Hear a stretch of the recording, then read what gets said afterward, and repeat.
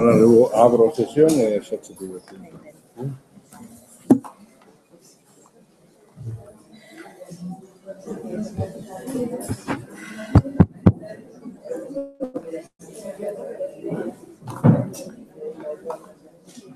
Hola, bons días a todas e a algún todo, que son poucos. Bueno, vamos a dar comezo a esta xornada que os presentes supoño que xa saben de que se trata, pero debo indicar que é unha xornada que se fai anualmente dedicada a unha figura da vida cultural pública galega. En este caso, Pascuala Campos de Michelena, titulada As Escrituras da Vida. Esta xornada é organizada e promovida pola Comisión de Igualdade do Consello e a súa responsable nesta altura é María José Porteiro, por tanto, a ela lle cedo a palabra para que marque esta xornada e expoña tamén os obxectivos que queremos lograr no día de hoxe. Por favor. Moitas grazas, señor presidente do Consello da Cultura, por estar aquí e por favorecer ou facilitar que estas actividades sexan unha realidade. Case que un soño para moitas das que estamos aquí, que noutras épocas pensábamos que chegar a facer encontros deste tipo era algo que quedaba moi lonxano. Xa hai moitos anos que no Consello da Cultura hai un espazo para falar, debatir, construir arredor do concepto de igualdade, do xénero e do feminismo, e esta xornada é un fito moi importante porque, a parte da continuidade da iniciativa que en tempos de María Xosé Agra, a grande creadora desta comisión, se fixo de dedicar unha xornada anual a mulleres devanceiras, pioneiras en aspectos da vida pública, vencelladas ao mundo da cultura, nas que marcaron un fito, fixeron unha semente. Estamos en tempo de analizar, de recoller, de agradecer e de facerlles as homenaxe que corresponde, pois insisto que esta é unha das actividades máis interesantes, desde o meu punto de vista, da Comisión de Igualdade. Porque poñer o foco, poñer a luz, centrar a atención sobre historias de vida de mulleres que están no mellor da súa vida e que podemos compartir con elas aínda a súa impresión, a súa experiencia, o balanzo que fan do que fixeron, me parece algo maravilloso e moi gratificante. Solemos decir que, desde o punto de vista feminista, o privado é público.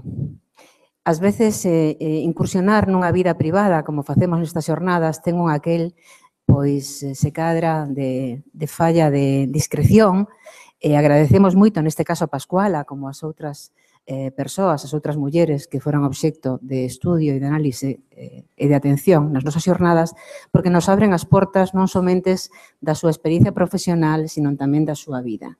Grazas, Pascuala, sei que non foi fácil. Sei que non foi fácil porque hai que facer un grande esforzo de xenerosidade para que podamos, insisto, aprender tamén da túa vida neste caso. A mí, personalmente, sempre me interesaron todas as xornadas que se fixeron, pero debo recoñecer que neste caso teño un interese especial, porque me parece que é un dos aspectos menos tratados, menos divulgados tamén, a intervención sobre o espacio público das mulleres, desde as mulleres, para as mulleres, polas mulleres, e creo que ten un interese redoblado. Tócame facer os agradecementos puntuais ás entidades e persoas externas ao Consello da Cultura que colaboran nesta actividade, en todo o que está no entorno a Pascuala Campos de Michelena e a esta xornada, evidentemente a propia Pascuala e a Susana Reboreda, as institucións Biblioteca Ángel Casal, Biblioteca de Galicia, Biblioteca Xeral da Universidade de Santiago, Concello da Coruña, Dirección General de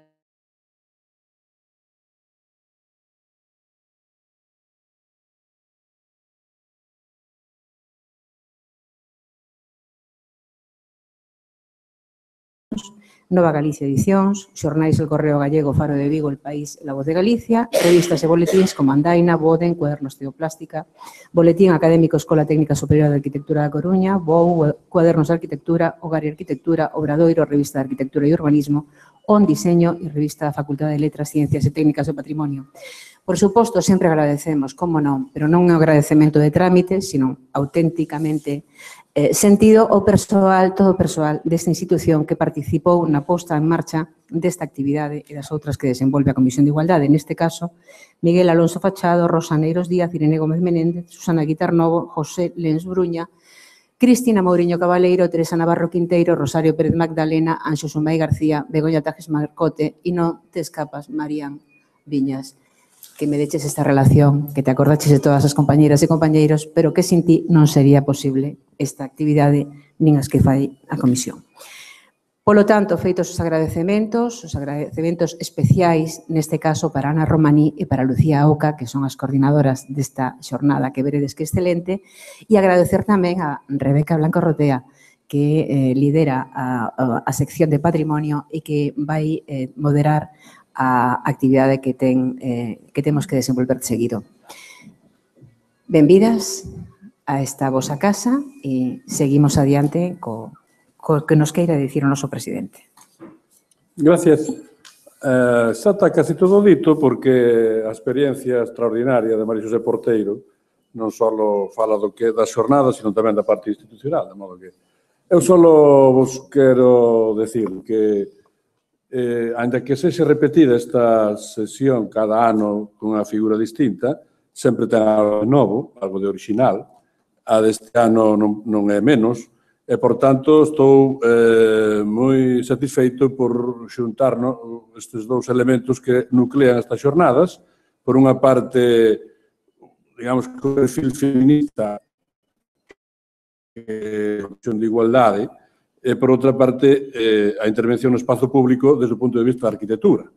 A actividade do Consello durante moitos anos, quizá incluso máis nos tempos primeiros do que hoxe, estivo moi vinculada a accións e a reflexión sobre a arquitectura institucional ou de outro estilo, e, por tanto, forma parte do mellor traballo que ten feito e segue a facer, creo, o Consello nesta dirección. Quizá agora non é un acaso que na primeira sesión sexa Rebeca Blanco Rotea que presenta esta sesión, porque agora estamos moi urxidos polo asunto de patrimonio, dos bens culturais, pola protección, por tanto, nos consume bastante, ou nos obriga a prestar bastante atención. De modo que, neste sentido, son unhas xornadas pensadas desde a Comisión de Igualdade para que se poden considerar transversais e que forman parte, ou que se poden encardinar perfectamente, se encardinan de feito, no que é o traballo e a programación anual do Consello da Cultura. Por outra parte, a figura Pascuala Campos, que eu non tiña un trato con ela, nin mesmo casi un coñecemento persoal até hoxe, pero desde logo para min é un honor que hoxe pudera ser dedicado a ela e, por tanto, non só agradezo, como fixo María Xosé Porteiro, a súa disponibilidade, sino tamén celebro o feito de que a Comisión de Igualdade reparase nesta figura, porque significa tamén que se repara non só na súa condición de xénero, sino na súa condición de profesional, e de profesional de grande valor, no que foi nos últimos 30 ou 40 anos a transformación de Galicia tamén desde o punto de vista da arquitectura e gracias, en moitos casos, á chegada ou á formación en Galicia de moitos peritos, de moitos técnicos, de moitos arquitectos que, aínda que se fala do feísmo moitas veces, sin eles sería isto moito peor. E, por tanto, así como hoxe a cociña galega é distinta da de hai 20 ou 30 anos gracias aos estudos e a formación que nas escolas de hostelería se fixo moitos profesionais, tamén sen a escola de arquitectura, sen os colexios de arquitectos, sen a intervención no espazo público dos arquitectos e arquitectas, sería, creo que, moi distinta á Galicia actual. E aproveito para decir, na semana pasada tivemos aquí a oportunidade, de abrir, de inaugurar unha exposición dedicada a Ana Turbao, que tamén se podía incardinar nesta propia dirección de prestar atención de xénero e de contidos ao que a Comisión de Igualdade fai. Iba a decir que, ou debo decir que está Ana Turbao, que é unha fotógrafa catalana, veo a Galicia realmente a través dos arquitectos, do Colexio de Arquitectos, de César Portela e Salvador Tarragó e algúns outros que naquela altura traballaban no Colexio de Arquitectos.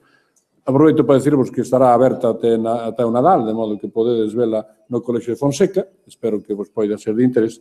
Isto coincide nunha semana no que temos tantas ofertas e tantas actividades. De modo que, dito todo isto, eu xa non vou repetir máis os agradecementos, sí saudar as ponentes e que levan as mesas redondas ou que interveñen. Creo que é un programa moi denso e que vai ser non tanto unha homenaxe quanto unha reflexión. Isto me complace ainda máis, porque non se trata de facer só unha homenaxe a unha persona, que tamén, sino tamén de reflexionar sobre ese campo intelectual que é a arquitectura e a súa intervención nos espazos públicos. En suma, desexo-vos un bon traballo. Eu estarei de vez en cando por aquí, pero non podo seguilo de forma diaria, de forma constante. Espero que ao final do día as conclusións sexan acordes coas expectativas e confiamos que o ano que ven pois haxa outras xornadas, non de arquitectura probablemente, pero sí co mesmo nivel de acollida e coa mesma intensidade de afecto coa que vexo que está comenzando isto. Gracias a todos e a todas, a toda a xente, e bon traballo.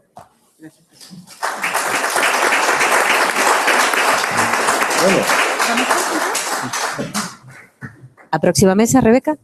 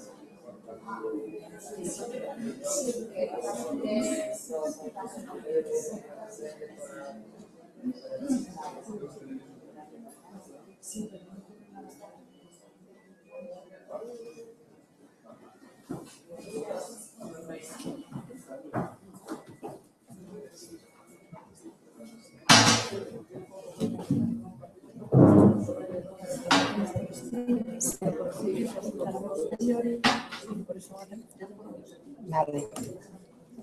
De todas formas, non está previsto neste momento unha intervención do público ao longo de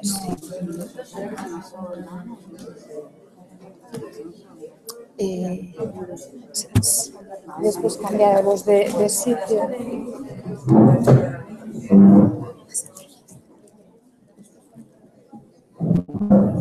Sí. Vale. Sí, xa me comentaron. Okay.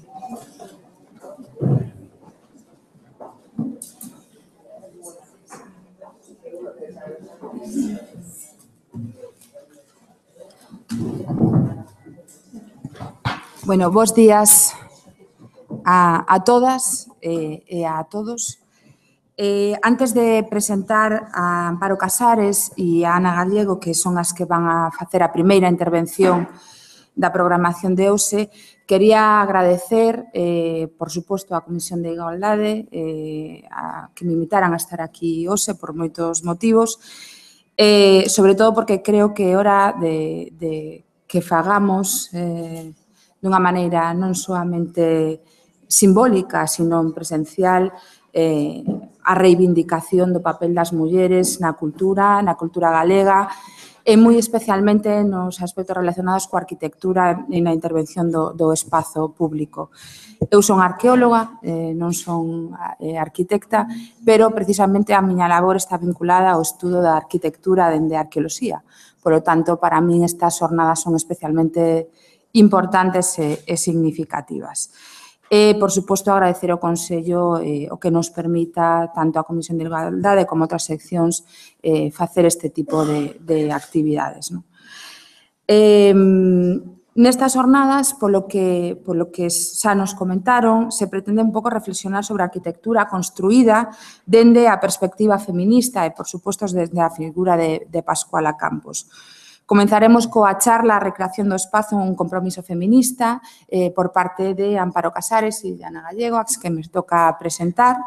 E despois, bueno, xa falaremos, pero teremos unha introducción deste espazo por parte da intervención deste espazo do Consello de Cultura Galega por parte de Chus Martínez Domínguez. Ben, primeiro faláranos Ana Gallego Palacios, as dúas son arquitectas, ela é arquitecta dende o ano 2003 pola Escola Técnica Superior de Arquitectura da Universidade de Coruña, coa especialidade en urbanismo e doutora en arquitectura desde o ano 2015. Levou a cabo diferentes cursos de posgrao en distintas universidades como a Escola de Arquitectura da Universidade Tecnolóxica de Otaniemi en Helsinki e na Escola Técnica Superior de Arquitectura da Universidade de Barcelona. Actualmente, dende o ano 2012, imparte un taller de arquitectura para grupos infantís no marco do proxecto multidisciplinar Iniciativa da Unidade de Altas Capacidades Intelectuais da Universidade de Santiago de Compostela.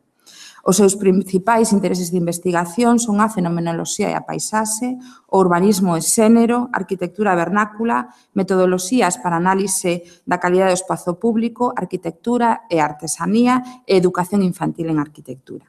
Xunto con Pascuala Campos de Michelena e Soledad Bugallo Chouciño, publicou A Árbore na Cidade, catálogo proposta para a protección do arboredo no casco histórico Proximidades a Coruña. E, pola súa banda, Amparo Casares Galego é doutora arquitecta, profesora do Departamento de Proxectos Arquitectónicos, Urbanismo e Composición da Escola Técnica Superior de Arquitectura da Universidade de Coruña, da que é actualmente subdirectora. Os seus intereses de investigación céntranse en proxectos sobre formas alternativas da vivenda colectiva e agrupacións urbanas e no ámbito de as carballeiras como patrimonio a preservar. Colaborou coa Xunta de Galicia no Grupo de Traballo de Habitabilidade na Dirección Xeral de Patrimonio, Obras Públicas e Calidade da Vivenda para a revisión da normativa de vivenda no ano 2006. Ten unha ampla experiencia como conferenciante en diversos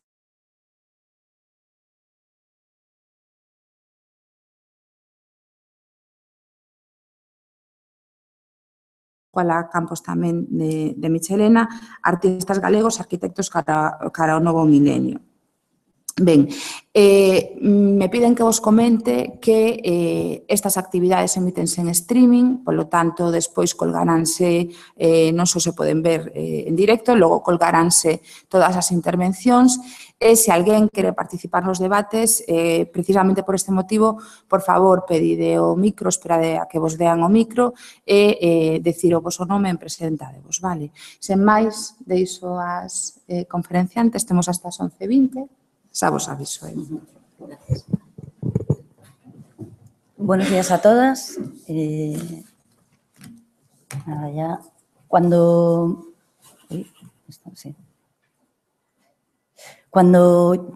yo pensé que podía contar aquí, dije, bueno, ¿con qué cuestiones me siento yo en relación con Pascuala o en qué cuestiones ha sido ella y es muy importante para mí, ¿no?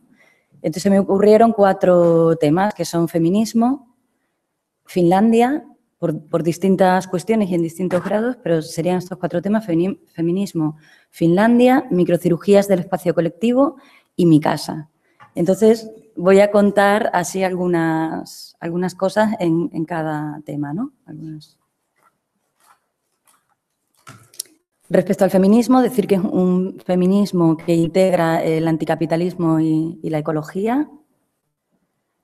Algunas reflexiones. ¿Qué implica la práctica de la arquitectura desde una perspectiva feminista? Es preguntarse qué pasa fuera del campo tradicional de la arquitectura y del urbanismo y ver qué pasa en la esfera doméstica y cuáles son las diferentes experiencias en el espacio urbano. ¿Es codiseñar con la comunidad distanciándose del poder intrínseco del diseñador? ¿Es plantearse soluciones concretas para personas y lugares concretos y alejarse de las soluciones abstractas? ¿Es mantener los aspectos y características naturales del lugar, como la topografía, los ríos y sus bordes, bordes marítimos, bosques, etcétera? ¿Es contemplar la necesidad que la ciudad tiene de un aire limpio? ¿Es contemplar el derecho de los árboles y el derecho a los árboles y a la sombra? ¿Es mantener las huellas del tiempo a través de edificios y espacios significativos, así como de elementos singulares en la ciudad? ¿Es diseñar la ciudad como un soporte vital y no como un tablero de juego para la especulación? ¿Es el convencimiento de que cada persona en cada espacio tiene que tener su representación y, por tanto, el espacio tiene que ser un espacio rico, que reconozca la diversidad de la gente, a las distintas personas en sus distintas características? ¿Es también reconocer el trabajo y la trayectoria de otras mujeres donde podamos reconocernos y comprendernos?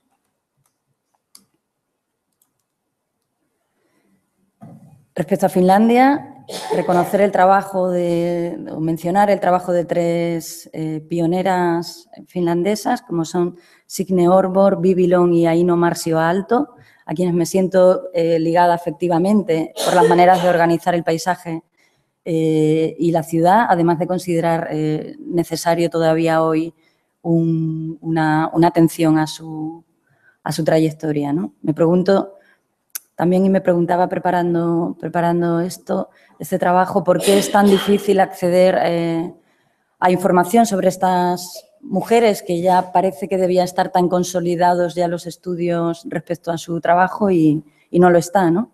¿Por qué mujeres tan fructíferas desaparecen de las bibliotecas o de las editoriales, ¿no? También. Y hay que hacer una investigación profunda para encontrar algo sobre su trabajo. Signe Årborg nació en 1862, es la primera arquitecta finlandesa y, según Pirkko-Liisa Schulman, probablemente la primera arquitecta europea. Se gradúa en 1890. Le siguen Inés Holmin, Signe Lagerborg, Berta Engvall, Vivi Long y Albertina Ostman. Se gradúa a través de un permiso especial de exención por sexo, pues hasta 1901 no consiguen las mujeres en Finlandia el derecho a ir a la universidad. Decir que en 1930 aproximadamente 1/3 de los miembros de la Asociación de Arquitectos de Finlandia, la asociación SAFA, eran ya mujeres. Y como dato añadir que hoy en día más del 50% de las estudiantes de arquitectura en Finlandia son mujeres. Sin embargo, en el último número de la revista de esta asociación, de SAFA, el número de revista 02/2017, se publica un artículo donde se discute por qué aún son menos las mujeres que ejercen su práctica profesional por su cuenta en Finlandia. Bueno, este es un edificio de viviendas de Signe, en Pori, de 1892. Una imagen. Vivi Long, en el centro, es la 5ª mujer en graduarse, la primera mujer arquitecta en tener su propio estudio en Finlandia. Construyó edificios públicos, especialmente colegios. En 1902 diseña el Colegio para Niñas de Tampere, 2 años después de graduarse.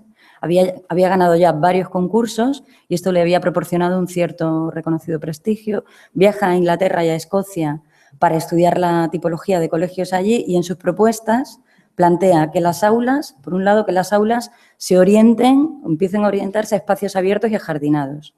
Y por otra parte, otra cuestión es que elimina los corredores. Los abrigos propone que se dejen en un sótano ventilado y no en los corredores como hasta entonces o en las aulas, reduciendo así la humedad que habitualmente había en el ambiente, lo que provocaba la putrefacción del aire y una serie de enfermedades como consecuencia de ello. El Colegio para Niñas de Tampere, de 1902. Y la tercera arquitecta que quería mencionar es Aino Marcio. Varias mujeres investigadoras e historiadoras han contribuido en los últimos tiempos a reconocer su su trabajo en colaboración con la Aaltos Office, ¿no? Mia Ipeli, conservadora del Alvar Aalto Museum desde el año 96 y responsable de la colección de correspondencia de Aíno Marcio y de Alvar Aalto, dice, entre comillas, es imposible distinguir los proyectos de Aíno y Alvar porque la mayoría se firmaban bajo el nombre de Aalto Office o Aaltos Office.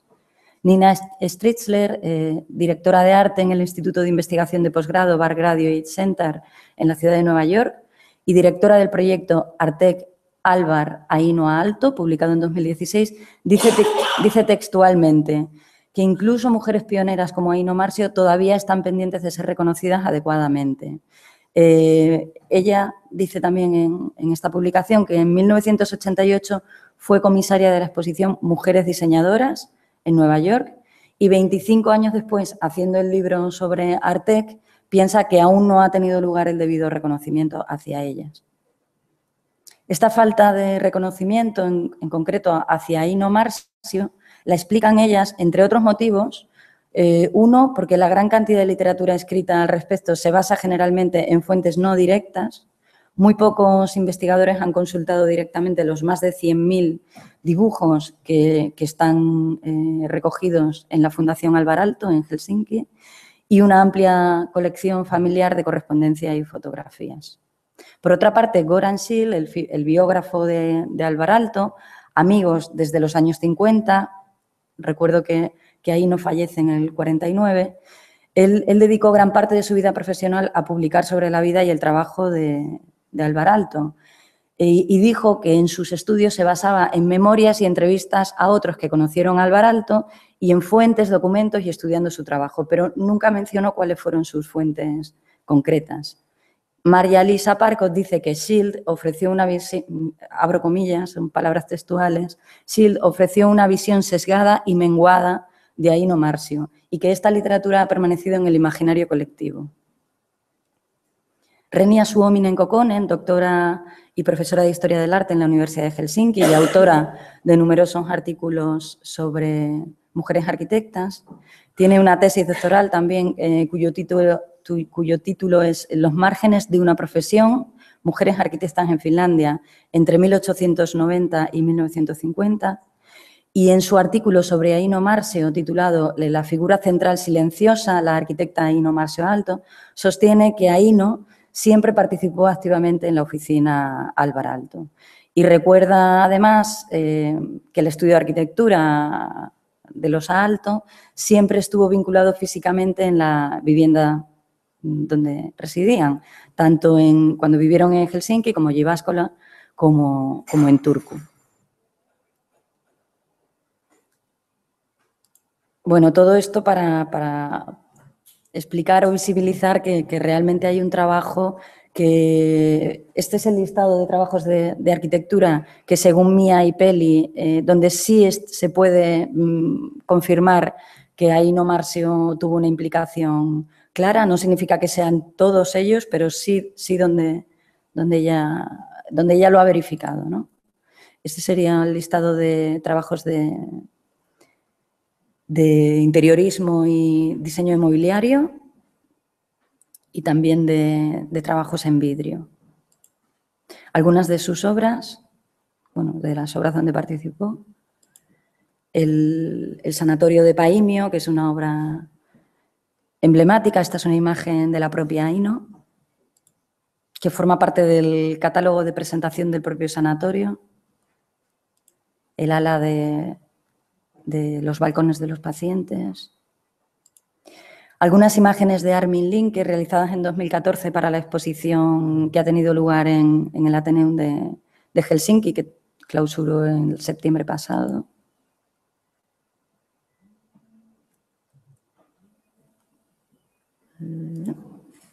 El Sanatorio de Paimio, aquí también. La biblioteca de Viipuri. La Villa Mairea.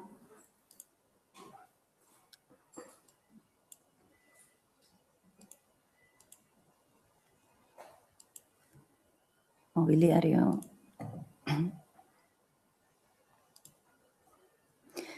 Aíno se inscribe en la Universidad de Helsinki en 1913. 13 mujeres se habían graduado hasta el momento y había 2 mujeres más en su curso, Katri Mayantie y Elin Nisila. En 1920 se gradúa y en 1924 realiza un viaje de estudios a través de Europa hasta Italia con 2 amigas arquitectas. En 1924, en su luna de miel con Álvar Aalto, realizará una especie de repetición de este viaje. Empieza a trabajar en la oficina de Arquitectura y Arte Monumental, que era como se llamaba hasta ese momento la oficina de Álvar Aalto, en Jyväskylä, en 1924, y a partir de ahí empezó a llamarse Aalto's Office. En 1930 se funda Artec, cuyos socios desde el principio fueron Aino Marsio, Álvar Aalto, Mary Gullitzen y Nils Gustav Holl, y fue directora del departamento de diseño de la compañía hasta el año 49, año de su fallecimiento. Y aquí en la imagen un dibujo que hizo la hija de Aino Marsio con su madre sentada al tablero de dibujo. En 1942, 46 mujeres arquitectas finlandesas acuerdan celebrar el 70º cumpleaños de Vivi Long. Y en noviembre de ese mismo año, estas mujeres fundan Arquitecta, The Finnish Association of Women Architects. Aino pronuncia el discurso de inauguración. Y como dato, pues decir que en 1942 alrededor de 100 mujeres se habían graduado como arquitectas en Finlandia. Arquitecta desde entonces organiza y celebra debates, exposiciones, viajes, charlas, talleres. Asistieron a los CIAM y congresos de la UIA, estuvieron también en el congreso inaugural de la UIFA en París en 1963, la Unión Internacional de Mujeres Arquitectas.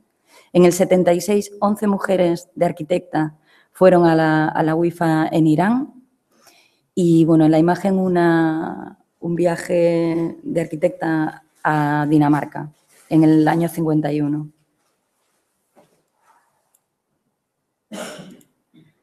Este es su 75º jubileo y para terminar de hablar sobre ella, es decir, que SAFA intentó absorber a Arquitecta, pero no aceptaron la invitación. Ellas dicen que prefieren ser independientes.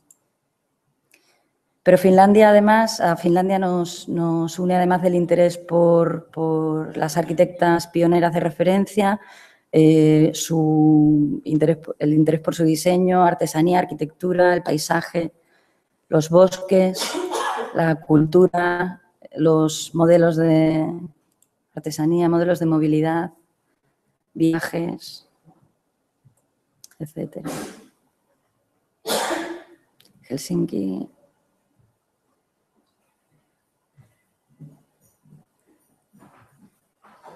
Es la Villa Mairea, Abedules.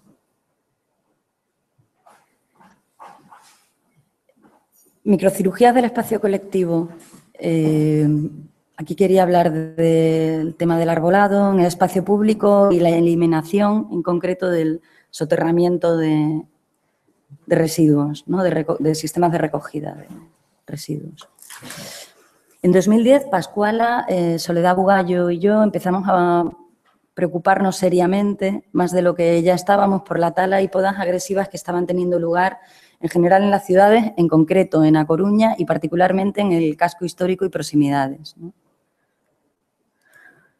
Como consecuencia, preocupación por el empobrecimiento de los espacios urbanos, colectivos y arbolados. Generalmente las talas tenían lugar, a nuestro juicio, por intervenciones irreflexivas e injustificadas técnicamente, como en este caso, que al crear una zanja y que desaparecieron estos 2 árboles de esta acera, en este caso concreto, por una instalación se cercena el sistema radicular de esos árboles al abrir una zanja en la acera y como consecuencia hay que talarlos posteriormente. Después de cerrar la zanja se piensa que hay peligro de caída y se deciden talarlos, ¿no? En lugar de haber desviado la trayectoria de la zanja, ¿no?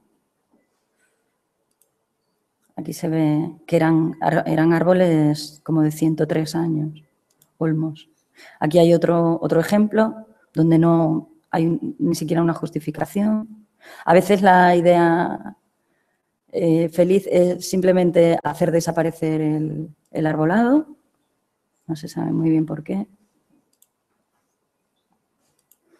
Así que nos preguntábamos si podíamos hacer algo para evitar que en 10 minutos una motosierra anulara un espacio generado en un tiempo largo de integración urbana. Había una valoración estética, pero también simbólica en lo que estaba ocurriendo. Y para remediar en algún grado nuestra frustración más que otra cosa, preparamos un estudio que trataba de catalogar lo existente, poniéndolo en valor, hacer propuestas de protección y reposición del arbolado, recomendaciones generales del tratamiento de estas áreas, también respecto a la permeabilidad de los suelos, oxigenación de los sistemas radiculares, etcétera, y recomendaciones particulares para cada sitio. Tratando de convertir el estudio en una plataforma de observación, de participación y de sensibilización. Realizamos 36 fichas de 36 espacios que recogían el estado del arbolado y quisimos visibilizar cómo a través de pequeñas intervenciones se podía mejorar, en definitiva, el espacio colectivo.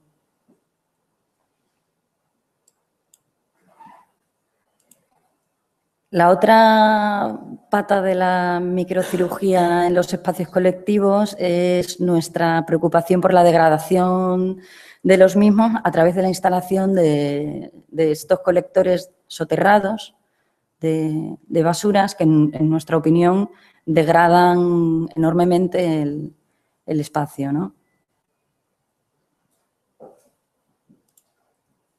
Voy a poner así varios tipologías de degradación. Basuras con obelisco, basura como límite de espacio colectivo,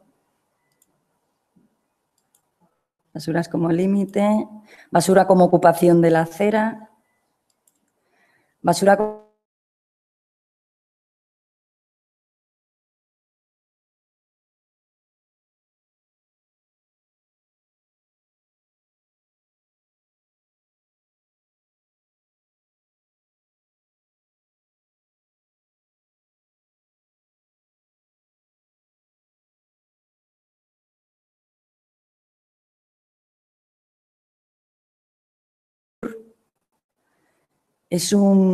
este caso es este mismo, desde otro ángulo.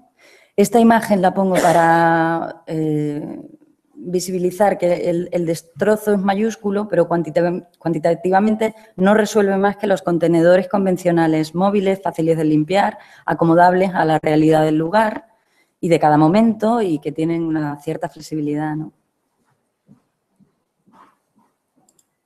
Es un lugar de encuentro y de cruce porque está la parada del autobús, hay una cafetería, aquí viene una calle que va a dar que baja al puerto.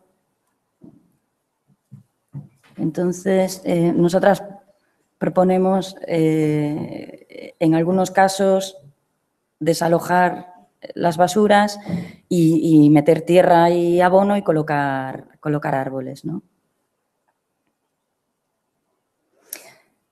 Estos son proyectos de microcirugía y creemos que de mejora del espacio colectivo, pero no quiere decir que no seamos conscientes de los problemas a otra escala de la ciudad que deseamos y necesitamos, una ciudad donde no se privaticen los bienes comunes, una ciudad no mercantilista, donde no se proteja los bordes naturales, por ejemplo, como públicos y de libre acceso, donde se evite la degradación y destrucción de los recursos, donde los modelos de movilidad estén pensados para la gente, donde se evite la disminución de la naturaleza y se aumente la biodiversidad, etcétera, etcétera. Incluso discutir la privatización de la plusvalía del suelo y del aire que hay encima. Y ya para terminar, mi casa, la historia de una contrarreforma como excusa también para hablar un poco de los procesos de recreación del espacio. Pongo este plano, que es un plano del paisaje de la Ribeira Sacra, para explicar un poco este proceso de reconocer, de valorar tanto lo visible como lo menos visible, de recrearse en el lugar para recrearlo, que lo que está y lo que se hace no es ajeno a la manera de ser y de mirar y de vivir, para explicar que es un proceso donde se va de adelante hacia atrás y de atrás hacia adelante como un pensamiento errante, preguntándotelo todo, relacionando cosas con cosas, mirando desde distintos ángulos, soñando soluciones y evitando rigideces e ideologías.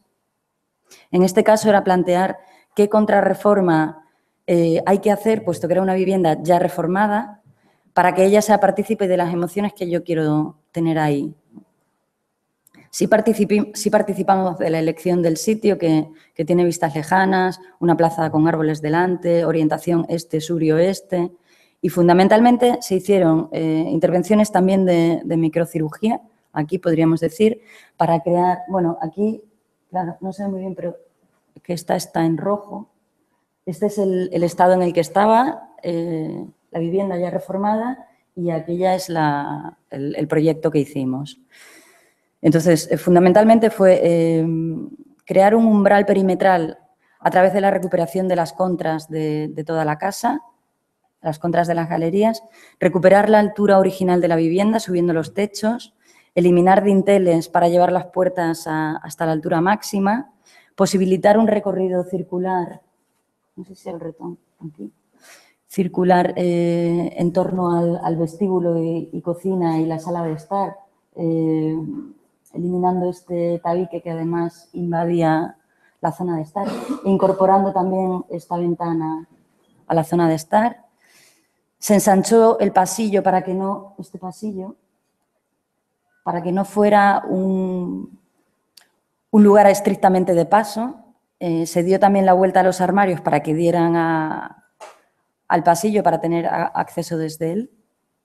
Se redujo este aseo, pues se redujo hasta ahí para que estuviera más proporcionado y también para incluir ahí un oficio. Se introdujo una chimenea también, más que nada para incorporar el fuego en la casa. Se trataron superficies, materiales, texturas, luces, se unificaron suelos, se quitaron azulejos. Bueno, lo que se hizo fue limpiar, más que otra cosa. Algunas imágenes aquí. Al incorporar las contras se incorpora la memoria, aceptando, aparte de construir ese umbral, aceptando la memoria, el tiempo que he incrustado en ellas, la pátina, la continuidad con el pasado, también la continuidad con los suelos. Hubo que ir a buscarlas porque se habían deshecho literalmente de ellas. El umbral, al final, es casi lo más importante en la casa porque la proporciona de un espacio de transición con el mundo exterior, un espacio de protección, donde pasan muchísimas cosas porque las contras permiten una inmensa variabilidad en función de las necesidades y deseos de luz, por la apertura, cerrada, abierta, entreabierta, porque filtra los tonos, la sombra, los grados de intimidad. Bueno, te permite un mundo muy, muy variado, ¿no? En función del momento. Se repararon, se limpiaron. Pequeños cambios transformadores que implican un esfuerzo físico y material importante, surgen dudas, ¿hasta dónde destruyo para construir en base a necesidades personales? ¿Hasta dónde destruir la casa que estás construyendo porque actuabas en una situación de previo arrase? Una inmersión en la futura acción que implica posibilidades, descartes, visiones, un proceso no como un organigrama también de primero esto, después lo otro, sino más bien como un soñar el proyecto, decidir, dejar reposar, cambiar, volver, hacer maquetas de cartón a escala 1:1, no tener decisiones tomadas a priori. Esto es como se fueron desmontando los tabiques para llevar las puertas hasta arriba.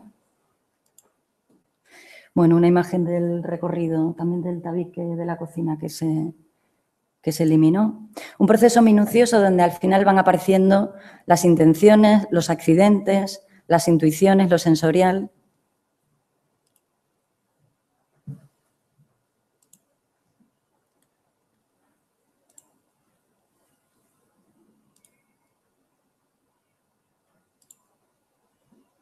el filtrado de la luz y de los tonos a través del umbral que os comentaba, que además siempre está moviéndose porque en Coruña hay mucho viento, entonces proyecta siempre las sombras y las luces en movimiento.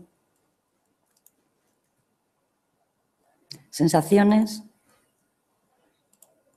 transparencias, matices que dan las galerías.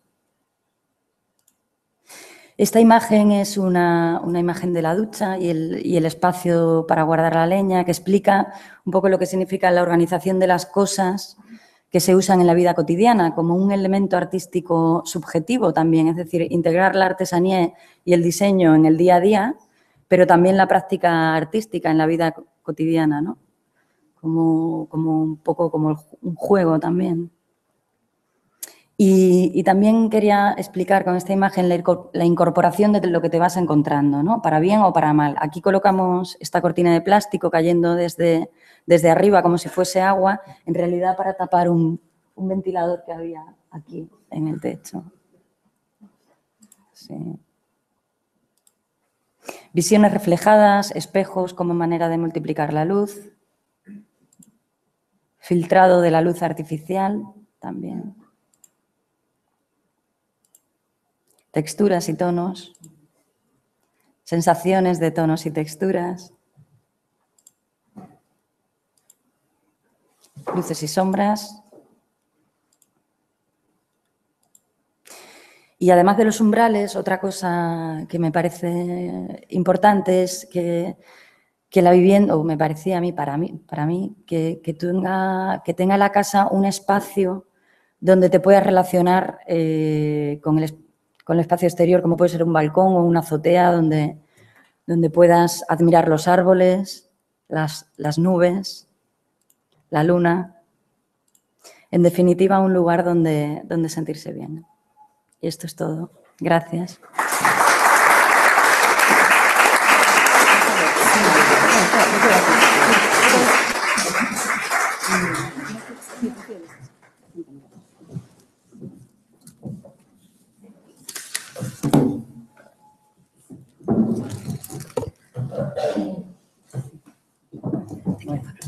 No, estoy mejor así. Bueno. Sí, porque, bueno, ya hablo fuerte. Bueno, yo contaré un episodio de nuestra vida, un bonito episodio, para explicar cómo trabajamos en la recreación del espacio como compromiso feminista a escala de ciudad. En verano de 2002, Pascuala, otro profesor de proyectos, y yo formamos un equipo con un grupo de estudiantes para presentarnos a un concurso internacional de arquitectura, desarrollo urbano y vivienda sostenible en Guanajuato, México, promovido por la Unión Internacional de Arquitectos y la UNESCO. El proyecto que os vamos a contar obtuvo una mención honorífica, uno de los 8 premios otorgados entre los 156 trabajos presentados. Se trataba de la ordenación de 1.200 viviendas sociales en unas cañadas con una fuerte pendiente, altamente erosionadas y desforestadas, con un grado de contaminación en constante avance. Nos enfrentamos al reto de proponer un barrio de nueva creación en un lugar determinado para unas personas con recursos económicos muy limitados. Tratábamos de verificar a escala territorial un actuar imaginativo y no un acto de fabricación determinado por un modelo, como define François Collin el compromiso feminista. Para ello, como explicaré, utilizamos una metodología de análisis cualitativa, observar la conducta, las palabras de las personas, los datos reales, el conocimiento auténtico, las experiencias de las personas, observando su vida cotidiana. Sí.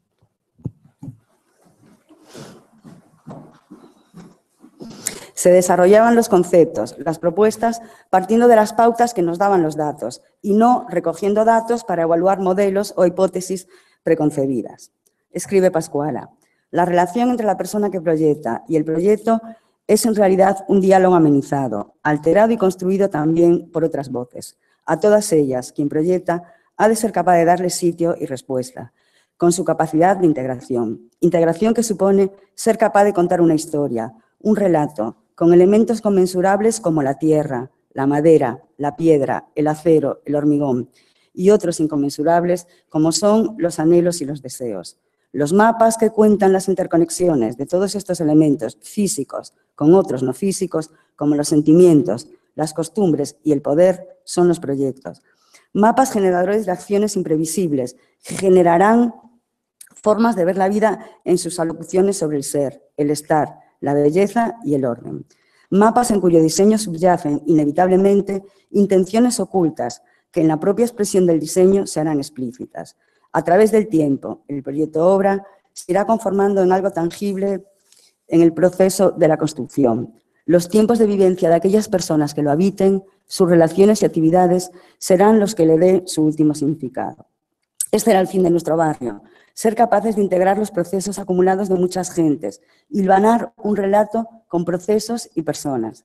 El lugar que habitamos conforma una historia gestada a través del tiempo, dentro del cual el poder, los diversos poderes, tejen enmarañados procesos. Dorin Massey señala los espacios y los lugares, así como el sentido que tenemos de ellos, junto con otros factores asociados, como nuestros grados de movilidad, se estructuran recurrentemente sobre la base del género. Más aún, se estructuran sobre la base del género en miles de maneras diferentes, que varían de cultura a cultura y a lo largo del tiempo. Y esta estructuración de espacio y lugar sobre la base de género simultáneamente refleja la manera como el género se construye y entiende en nuestras sociedades y tiene efectos sobre ella. Afirmamos, como Toby Fenster, que el espacio nunca es neutral, en vez de ello afecta y es afectado por las relaciones sociales y de poder. La ciudad, generalmente diseñada por hombres, trasluce sus intereses y actividades inevitablemente. Hacer arquitectura y planificar la ciudad debe incluir el deseo de comprender la realidad en la que estamos inmersos. En este sentido, precisa Hannah Arendt, la comprensión es un complicado proceso que nunca produce resultados inequívocos. Es una actividad sin fin, siempre diversa e inmutable, por la que sentimos que aceptamos la realidad, que nos reconciliamos con ella, es decir, tratamos de sentirnos en armonía con el mundo. La comprensión es el modo específicamente humano de vivir, ya que cada persona necesita reconciliarse con el mundo en el que ha nacido. La actitud de comprender aporta la condición que hace posible otra forma de hacer planeamiento, un urbanismo que deseamos, la implicación personal de los que dirigen los procesos y la participación de las personas que lo habitan. No se trata, pues, de definir un escenario para la vida perpetuando los modelos asumidos, vivienda tradicional, calle como viario para tráfico rodado privado, ciudad sectorizada, sino de poner en práctica la creatividad, disponiendo el espacio colectivo y propio como base de la relación humana y no como productor de plusvalías, generando lugares simbólicos que identifiquen a las personas con sus barrios, asegurando los mecanismos de participación ciudadana en la toma de decisiones, proponiendo procesos de recreación, es decir, recuperando la vida misma como objetivo. Desde una perspectiva de género, se pregunta Pascuala, por el significado del espacio construido y el porqué de la repetición compulsiva de formas de vida que sabemos y sentimos como negativas. Poner en tela de juicio lo habitual puede hacer aparecer relaciones entre el espacio y el género que hasta ahora han sido invisibles en base a una lógica aceptada como natural e inevitable. Bueno, los planes generales de ordenación urbana hablan de ordenar. Ordenar es colocar en buena disposición las cosas entre sí. ¿Para qué fin resulta buena la disposición de nuestras ciudades? Indudablemente, si la prioridad del trazado es el vehículo privado o el aumento del valor del suelo, jamás se conseguirá un lugar de encuentro significativo entre personas.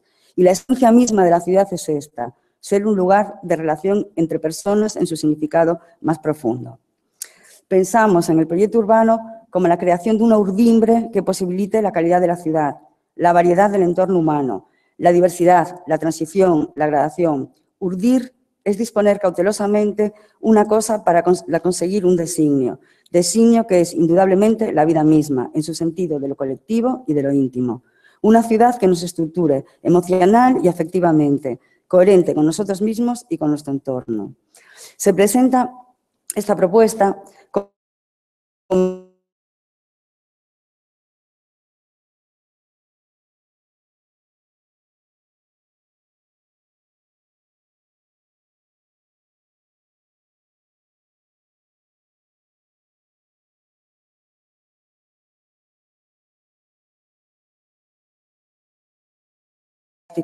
terreno que se proponía. Se pueden observar las tres cañadas con la fuertísima pendiente, tremendamente erosionadas, absolutamente desforestadas y con un tremendo grado de contaminación que además hace.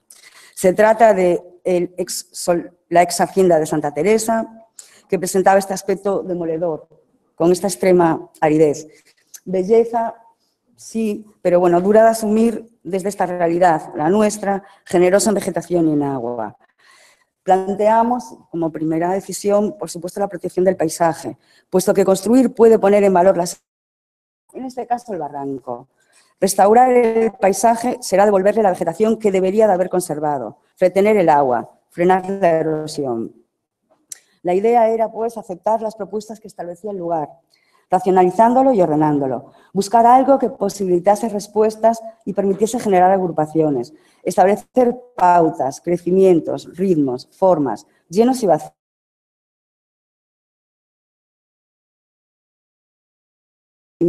Flexibilidad y diversidad,